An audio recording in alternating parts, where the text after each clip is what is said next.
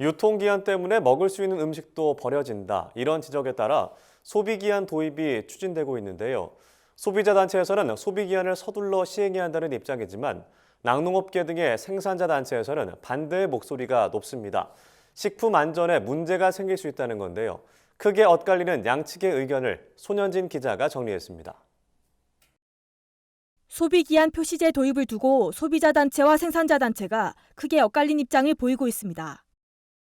소비기한은 보관 조건을 준수했을 때 안전하게 섭취할 수 있는 기한을 말하며 기존 유통기한의 대안으로 논의되고 있습니다. 최근 소비자 기후행동은 기존 유통기한 대신 소비기한을 표기하도록 해야 한다는 성명서를 발표했습니다. 이들은 유통기한이 지났다는 이유로 버려지는 음식물을 줄이면 탄소 중립을 앞당길 수 있다는 점을 도입 근거로 삼았습니다. 과거와 달리 냉장 유통 시스템이 발달해 식품 안전성 우려도 낮아졌다는 설명입니다. 소비기한의 단계적 도입을 위해 유통기한과 병행 표기하자는 주장에 대해서는 적절하지 않다는 반응을 보였습니다.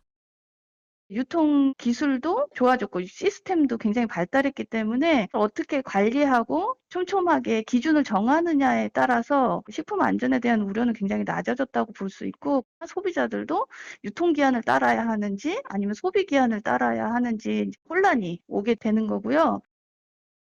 반면 낙농가와 우유업계에서는 소비기한 도입을 강하게 반대하고 있습니다. 이들은 대다수 유통업체의 냉장 관리 실태를 봤을 때 신선식품 안전에 문제가 생길 가능성이 높다고 보고 있습니다. 지난해 한국소비자연맹 조사에 따르면 유통매장의 법정 냉장 온도인 0도에서 10도를 준수하는 비율은 70~80% 수준이었습니다. 제도 시행에 앞서 법정 냉장 온도 기준을 0도에서 5도로 낮추고 위반 업체에 대한 처벌 조항을 만들어야 한다는 게 낙농업계의 주장입니다. 편의점 같은 데는 오픈 매대고 집에서 쓰는 냉장고처럼 개폐식이 아니잖아요. 불신이 점점 팽배해지면 흰우유를 멀리하게 된다 이거죠, 소비자들은.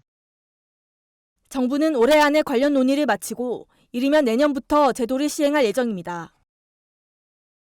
2023년에 도입한다라고 했을 때 유예기간 좀 길게 둬서 냉장 유통환경에 대해서 이제 강화하는 제도 정비를 유예기간 부여 이전에 구속력 있는 사전 조치가 있어야 한다는 생산자 측 목소리도 만만치 않은 상황.